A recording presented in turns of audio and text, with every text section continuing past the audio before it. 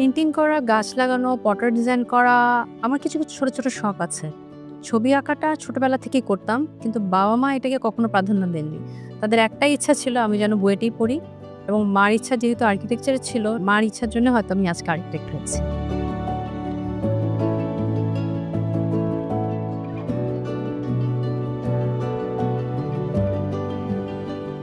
Art and architecture, painting, master আর্কিটেক্টদের কাজ দেখা, বড়, বড় পেইন্টারদের নিয়ে পড়াশোনা করা প্রত্যেকটা জিনিসই শুরু হয় স্টুডেন্ট ল্যাব থেকে এবং স্টুডেন্ট ল্যাবে যারা টিচার থাকেন তারাই আমাদেরকে গাইড করে এই দিকে নিয়ে যায় এবং একজন টিচারের কথা না বললেই নাই, তিনি হচ্ছেন ওয়ারেস স্যার।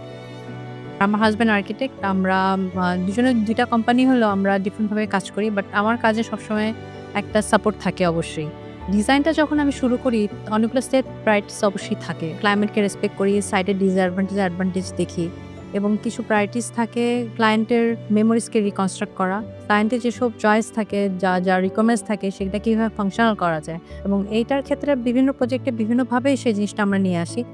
ছোটবেলায় পেইন্টিং করলেও এখন হয়তো পেইন্টিংটা সেটা করা হয় না। কিন্তু বিভিন্ন প্রজেক্টে পেইন্টিং দেওয়া, ল্যান্ডস্কেপিং করা এবং কিছু প্রজেক্ট আছে যেগুলোতে আমি পটরি দিয়েও থাকি এবং কাস্টম-মেড ফার্নিচারও ডিজাইন করে থাকি। কিছু ক্লায়েন্টের যেসব মেমোরি থাকে সেগুলোকে রিকনস্ট্রাক্ট করেই কাস্টম ফার্নিচারগুলো আমি করে থাকি। মায়েরাচলে ক্লায়েন্টের একটা ইচ্ছা ছিল তার যে মাটির কোর্টইয়ার্ডটা আছে এবং ৩৫ বছর আগে যে সেটেলমেন্টটা আছে সেটাতে যেন আমরা না হাত দেই এবং সেভাবে করে আমরা ডিজাইনটা করেছি। নতুন মায়াচল যখন ডিজাইন করি তার প্রত্যেকটা ফাংশনই পুরনোর সাথে পুরনো দিকে ফেস করা এবং পুরনো একটা কোর্টইয়ার্ডের মতো করেই আরেকটা কোর্টইয়ার্ড প্রিপেয়ার করেছি যেখানে নতুন ফাংশনগুলো সব সেই কোর্টইয়ার্ডকে ঘিরে রয়েছে। Corridor, long space, open lounge, পুরোনো দিনের মতো করে বৈঠকখানা প্রত্যেকটা জিনিসই আমরা তৈরি করেছি সেই পুরোনো দিনের মতো করে এবং কিছু কাস্টম-মেড ফার্নিচার দিয়ে পুরো জায়গাটা প্রিপেয়ার করা হয়েছে। পুরোনো দিনে বিভিন্ন ধরনের চেয়ার ছিল।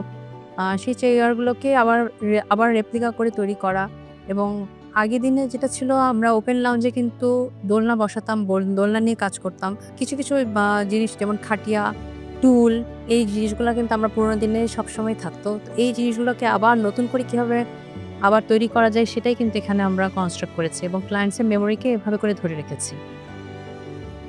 আমরা মেয়েরা সবসময় বিভিন্ন চ্যালেঞ্জ এবং বাধার সম্মুখীন হয়েই থাকি এবং এগুলোকে ওভারকাম করার জন্য অবশ্যই একটা সেলফ কনফিডেন্স থাকাই উচিত এবং কাজের প্রতি একটা মোটিভেশন থাকতে হয়। আরও ২ টা জিনিস কাজ করে যেটা হচ্ছে fair evaluation and constructive criticism.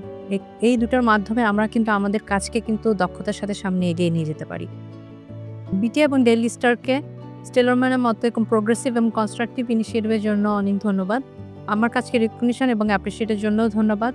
আমরা যারা প্রফেশনাল আছি এবং যাদের যা কাজে দক্ষতা আছে তাদের কাজকে সমাজকে দেখানো এটা হচ্ছে একটা ক্রেডিবল প্ল্যাটফর্ম।